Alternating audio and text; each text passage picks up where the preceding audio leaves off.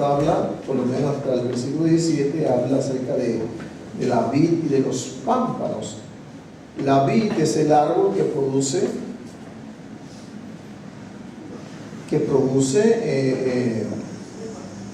uvas, ¿verdad? En Israel era muy conocida este árbol. Saben que los israelíes regaban mucho con lo que es vino. Tomaban vino y se habla mucho del vino, inclusive hasta Jesús mismo en una ocasión fue a unas bodas y se acabó el vino y había como un pequeño una situación complicada y fueron de Jesús. Su madre dijo: mira, se acabó el vino, y Jesús dijo a su madre: mujer, ¿qué tú tienes conmigo?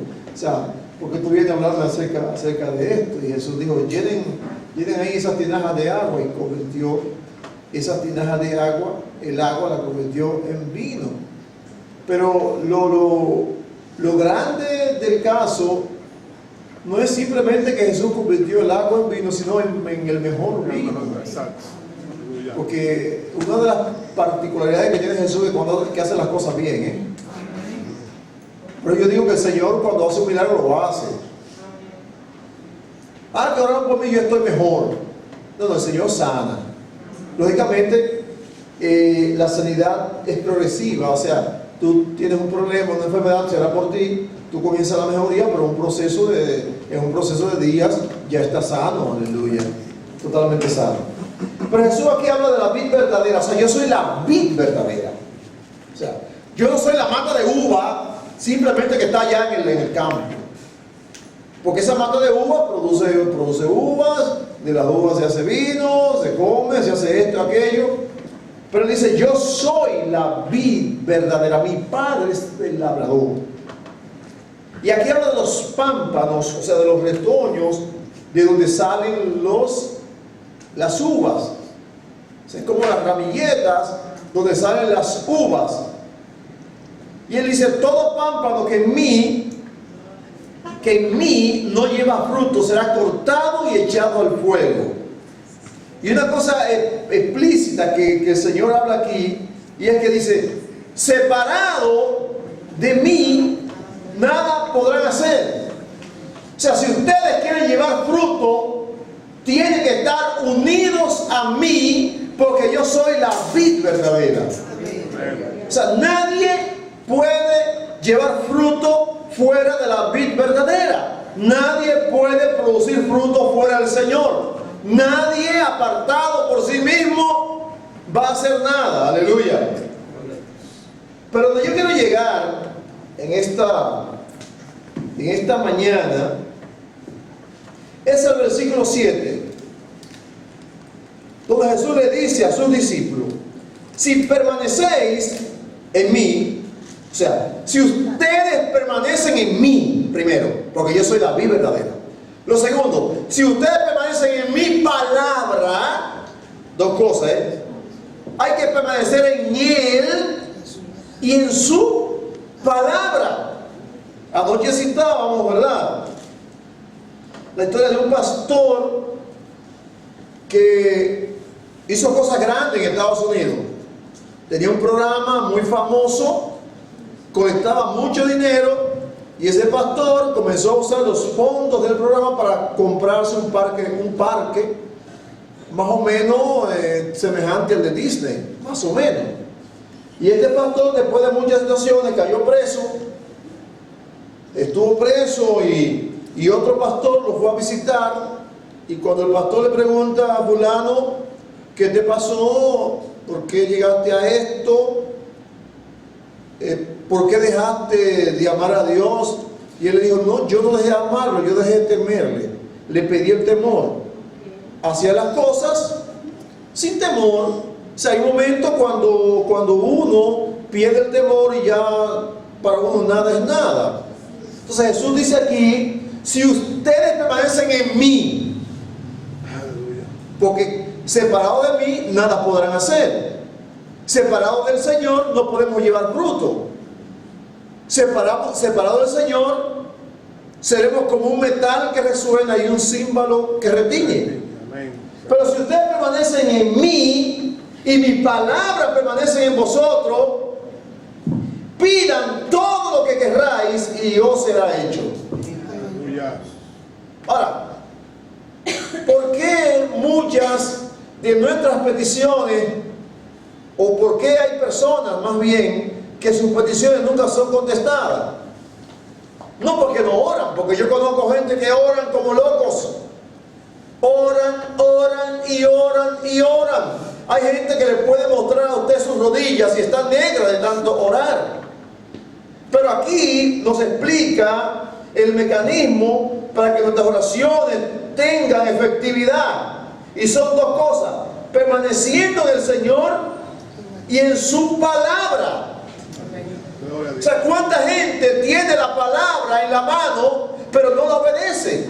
¿Cuánta gente inclusive habla de la palabra de Dios y de la palabra de Dios, pero en el fondo no obedece nada? Aleluya. O sea, cuando ustedes andan en obediencia a lo que Cristo está diciendo, todo lo que ustedes pidan será hecho. Y hay una razón: cuando uno anda en obediencia a la palabra, una de las cosas que uno se cuida es de no pedir cualquier cosa. O sea, cuando uno conoce al Señor en espíritu y en verdad, cuando uno tiene un encuentro personal con Cristo, cuando uno vive para el Señor, uno ni siquiera pide tonterías. Amén. O sea, cuando uno anda en el espíritu, hermano. Porque pedir no es hacer una lista. Usted puede hacer una lista, llenar 10 cuadernos de peticiones. No es hacer una lista y poner todo lo que se le ocurra. Pedir es estar alineado con el Espíritu Santo. Y la Biblia dice: si sabemos pedir como conviene, no lo sabemos, mas el Espíritu de Dios intercede por nosotros con gemidos indecibles. O sea, el mismo Espíritu de Dios te va a guiar en cuanto a las cosas que tú tienes que pedir. Por eso, como creyentes, hermano, tenemos que ahorrarnos, pedir cualquier cosa, pedir tonterías. Entonces, ay, que Dios no me concede esto, ay, que tantas cosas que tengo en mi lista y Dios no me las ha respondido. Oye, agarra esa lista, quita todas esas cosas que están ahí y deja que el Espíritu Santo te guíe para que tú pidas lo que tienes que pedir. Aleluya. Además, alinearnos con la palabra, con lo que dice la Biblia, con lo que el Señor dijo. Alinearnos con el Señor, alinearnos con sus mandamientos. Jesús dijo: si ustedes me aman, guarden mis mandamientos. Porque es que cualquiera ama a Dios de boca. Jesús mismo dijo: este pueblo de labio me honra, mas su corazón está lejos. Se le pedía al pueblo de Israel: de labios me honran y hacen ceremoniales y hacen rituales y sacrifican animales y van todos los años a hacer fiestas, pero su corazón está lejos. Y así hay gente, inclusive en las iglesias, que levantan las manos, saltan, brincan, hacen de todo, pero su corazón está lejos de Dios. Cuando tú lo confrontas con la palabra, entonces ahí hay problema. Aleluya. ¿Ustedes queremos nosotros que nuestras oraciones tengan efecto en este año 2017? Es más, no se trata siquiera de que oremos mucho en el 2017 o que pidamos mucho siquiera. No se trata de eso. Se trata de que permanezcamos en el Señor y en su palabra. O sea, permanezcan en mí y en mi palabra. Sométanse a mi palabra, a lo que yo he dicho, y todo lo que pidan será. Dice: todo lo que pidan, todo lo que ustedes quieran, os será hecho. Pero lógicamente conforme a la palabra. Porque hay gente que de una vez comienza a pensar en lo material. Una casa con 2 piscinas, una jipeta del año, viajar por todo el mundo, una finca, un yate de lujo. Y hay gente que comienza a pensar sandeces y tonterías, cosas que no convienen y que no te van a llegar a ninguna parte. Porque esto va a ser con un vehículo de lujo. ¿Qué vamos a hacer con un vehículo de lujo si no estamos firmes y con los pies puestos en el Señor? Hay personas, inclusive a las que Dios no bendice, porque si lo bendice, se apartan de Él. Hay gente que si Dios lo bendice, encuentran que la iglesia es muy pequeña para ellos, que ya no hay un estacionamiento para poner su vehículo, encuentran que ya no tienen tiempo para ir a la iglesia porque tienen otras labores sociales a que atender, y se van apartando del Señor o se convierten en evangélicos fríos. La Biblia dice que la bendición de Jehová es la que enriquece y no añade tristeza con ella. O sea, la bendición de Dios para nosotros es completa, completa, completa. Es espiritual la bendición de Dios. Es material, pero también es espiritual. O sea, Dios no nos va a bendecir de manera material cuando espiritualmente hablando somos mezquinos, somos mediocres, no avanzamos, no caminamos, no nos cimentamos en el Señor. Aleluya. Además hay gente que dice que está bendecida por Dios porque tiene mucho dinero, porque recibió una herencia, porque le sacó la loto, porque le pasó esto, aquello, y ellos se mofan de esa supuesta bendición. Pero no es bendición aquello que no te encamina a conocer profundamente al Señor y a obedecerle. La verdadera bendición comienza cuando uno obedece a Dios, cuando uno obedece su palabra, cuando uno está en el propósito de Dios, cuando uno escucha la voz del Espíritu Santo que lo dirija. Esa es la verdadera y auténtica bendición del Señor. Aleluya. Así que nosotros tenemos que aspirar a esto que dice el Señor aquí, permanecer cada día más en Él, cada día más en Él. Y usted dirá, bueno, ¿por qué somos evangélicos? No, hermano, yo me sorprendo. En estos días estaba mirando una entrevista que le hicieron en CNN a un famoso cantante evangélico, muy famoso, y cuando lo escucho hablar, digo, Dios mío, ¿por qué fue lo que le pasó a este hombre? Oiga, los sumos se le han subido a la cabeza. Gente que comenzaron en la sencillez del Evangelio. Gente que comenzaron tal vez en una iglesia pequeña, estudiando la Biblia, orando y hablando de Jesús. Y ahora que son famosos y que tienen el mundo en sus manos y que pueden viajar, creen que pueden cambiar lo que está en la Biblia, lo que antes conocieron. Y hay mucha gente, la Biblia dice que en los últimos tiempos muchos apostatarán de la fe. Muchos apóstatas, y los apóstatas no son los testigos de Jehová, no se refiere a los testigos de Jehová, no se refiere a los mormones, ni a la iglesia para de sufrir. Los apóstatas fueron gente que estuvieron, que conocieron al Señor, que estuvieron en la iglesia, que oraban, que estudiaban la Biblia, que asistían a la escuela dominical, que eran humildes. De repente se les subieron los humos a la cabeza y pusieron al Señor a un lado y se han creído que ellos pueden transformarlo todo sin la palabra de Dios, sin el Señor. Eso es así. Aleluya. Por eso tenemos que tener cuidado. Hay que permanecer en el Señor. Dice, permanezcan en mí y mis palabras permanezcan en vosotros.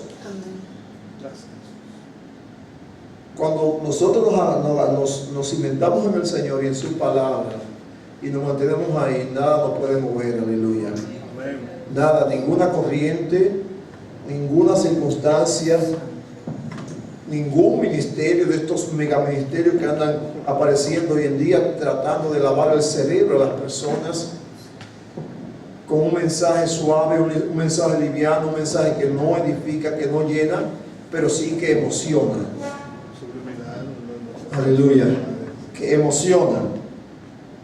Permanezcan en mí y en mi palabra, y ustedes van a ver que todo lo que ustedes pidan será hecho. Todo lo que ustedes pidan será hecho. Oren y ustedes verán que tendrán respuesta. Y yo sé que en este año 2017 vamos a tener respuesta a muchas oraciones, aleluya, que hemos hecho en el 2016.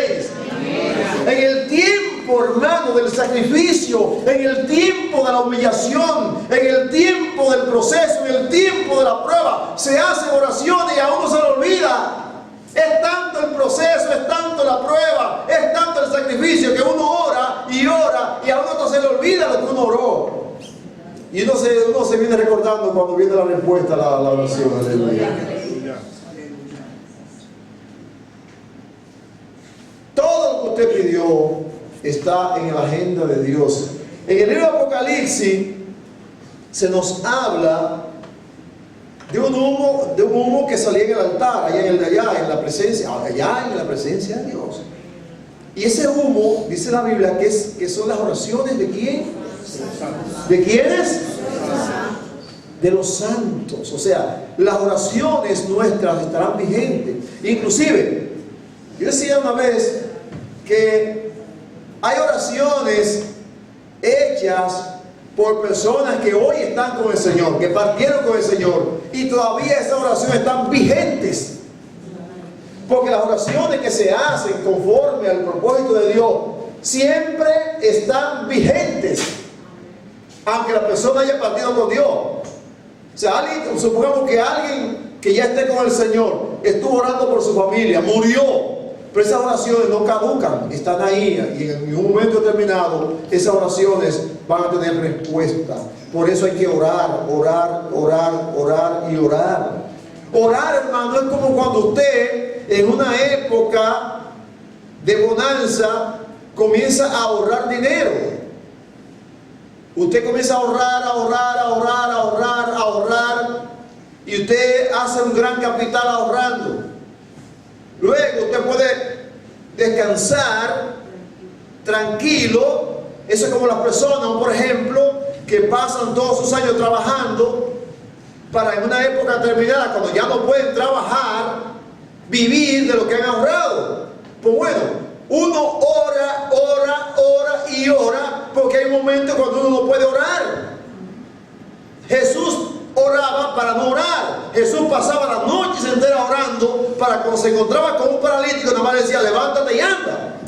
O sea, las oraciones de Jesús por los enfermos no eran oraciones monumentales, no eran oraciones largas, eran oraciones poderosas, cortas y contundentes. ¿Pero por qué? Porque Jesús tenía una reserva a la cual podía apelar. Entonces, la gente que ora, la gente que busca al Señor, cuando se enferma, cuando está en el hospital o cuando tiene una situación adversa, ya no tiene que orar tanto, no tiene que decirle, Señor, gracias, porque yo he confiado en ti. Y esas oraciones que están ahí, allá en la libreta de ahorro del cielo, tendrán su vigencia y su efecto en el momento cuando tú y yo más lo necesitemos. Aleluya.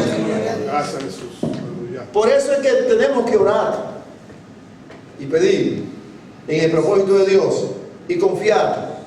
Tus oraciones, hermanos, no fueron echadas en saco roto, siempre y cuando tú ya la hayas hecho en el propósito de Dios.